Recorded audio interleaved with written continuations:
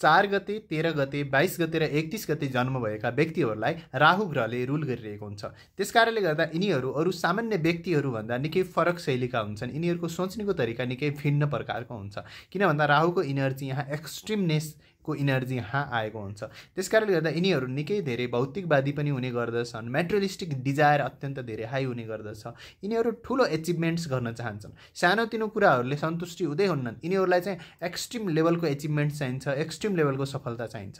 यी व्यक्तिहरू कहिलेकाहीँ आध्यात्मिक बाटोमा आउँछन् भने पनि उनीहरू सानो कुराबाट राजी नहुन सक्दछन्, ठुलो उपलब्धि चाहन्छन् हैन। त्यसकारणले गर्दा यहाँ राहुको मेटेरियलिस्टिक इनर्जी अत्यन्त हाई भएको कारणले गर्दा यिनीहरू कहिले कसो निकै धेरै सफल भइरहेको अवस्था पनि देख्न सकिन्छ। कहिलेकाहीँ भने यिनीहरू बढी महत्त्वाकांक्षी हुँदाखेरि जीवनमा निराशा पनि हासिल गर्नु परिरहेको स्थिति हुन्छ। तर यिनीहरूले आफ्नो जुन महत्त्वाकांक्षा जुन रहेको छ हैन, एक प्रकारले भन्दाखेरि इनर भूक, अन्तरात्माको भूक जुन रहेको छ त्यसलाई पोजिटिभली युज गर्दै जीवनमा अगाडि बढ्यो भने जीवनमा निकै धेरै प्रगति गर्न सक्ने सम्भावना अवश्य पनि रहन्छ।